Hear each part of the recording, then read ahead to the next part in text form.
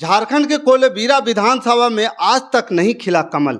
पिछली बार कांग्रेस को मिली थी जीत और यहाँ का क्या है समीकरण, इस बार कौन बाजी मारेगा, इस बार किसके खाते में ये सीट जाएगी।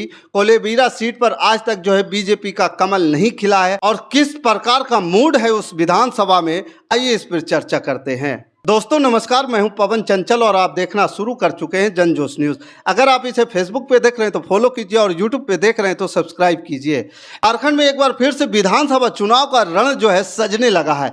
चुनावी मैदान सज चुका है और अपने अपने योद्धा जो है मैदान में उतार रहे हैं। इस चुनाव में सत्तारूढ़ इंडिया ब्लॉक जहां फिर से अपनी सत्ता के पाने के लिए मैदान में उतरेगा, वहीं बीजेपी के नेतृत्व में एनडीए भी जीत हासिल करने की कोशिश करेगा। सभी दलों की ओर से तैयारियां शुरू हो चुकी है, रणनीति बनाई जा रही है। बीजेपी उन सीटों पर ज़्यादा जोर लगा रही है जहां वह ज़्यादा कमज़ोर है। इन सीटों में कोलेबिरा विधानसभा सीट भी शामिल है। कोलेबिरा विधानसभा सीट पर आज तक बीजेपी का कमल जो है नहीं खिला है। यहाँ लंबे समय से कांग्रेस और झारखंड पार्टी का कब्जा रहा है। पिछली बार नमन विकसक कोंगारी ने कांग्रेस का झंडा बुलंद किया था। 2019 में हुए विधानसभा चुनाव में नमन विकसक कोंगारी ने बीजेपी के सुजन जोजो को 12,338 मतों से हराया था।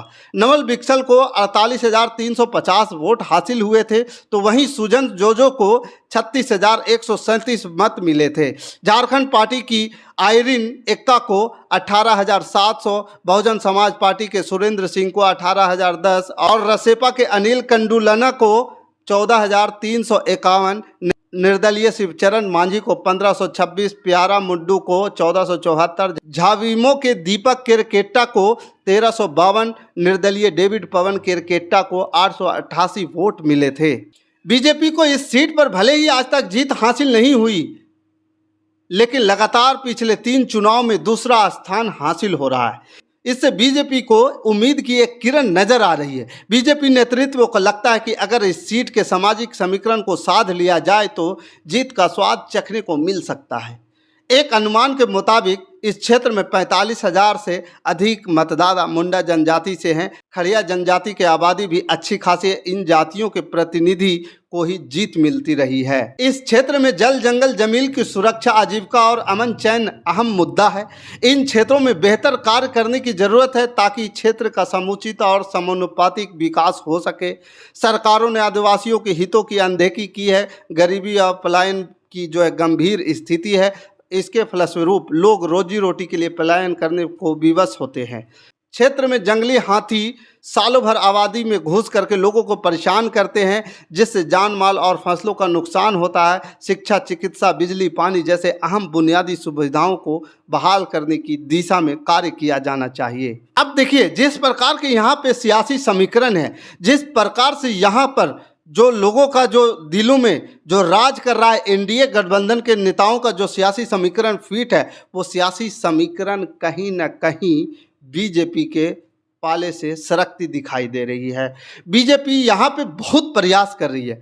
इनका जो मेहनत है वो बड़ा ही हाई लेवल का है, लेकिन वहाँ का जो समीकरण है, जो वहाँ के लोगों को ज़रूरत है, उस लोगों के बीच में जो काम होना चाहिए उसके लेकर के कोई काम नहीं हो रहा। चाहे बीजेपी केंद्र सरकार में रह करके काम करे, चाहे हेमंत सरकार जो है राज्य में सरकार में रह करके काम करे, लेकिन अभी भी वहाँ पे जिस प्रकार से बेरोजगारी और शिक्षा, स्वास्थ्य को लेकर के संघर्षरत हैं लोग, वहाँ पे जो जिस प्रकार से जो है सड़कें की विधि व्यवस्था है, वो बड़ा ही दयनीय और दुर्गम व्यवस्था बना हुआ है। और जिस प्रकार से वहाँ जंगली हाथी लोगों को नुकसान पहुँचाते, किसानों को नुकसान पहुँचाते, फसलों को नुकसान पहुँचाते, घरों में घुस करके तोड़ जाते हैं, ये कहीं ना कहीं इस क्षेत्र के लिए एक अभिशाप भी बना हुआ है। तो यहाँ पे आप इस बात को समझ लीजिए कि बीजेपी को अगर जीत हासिल करना है तो बीजेपी को वहाँ पे लोगों की समस्या को निवारण करना पड़ेगा। और जिस प्रकार से वहाँ पे लोगों के बीच में उम्मीद है कि सरकारें आएगी और हमारी समस्या का समाधान करेगी, यही उम्मीद इस बार जो है, जो उसकी बात करेगा उसको विजय दिलाएगा। बाकी इस खबर के प्रति आपका क्या विचार है, आप हमें कमेंट कर जरूर बताइएगा। हमारे साथ बने रहने के लिए धन्यवाद। जय हिंद, जय भारत।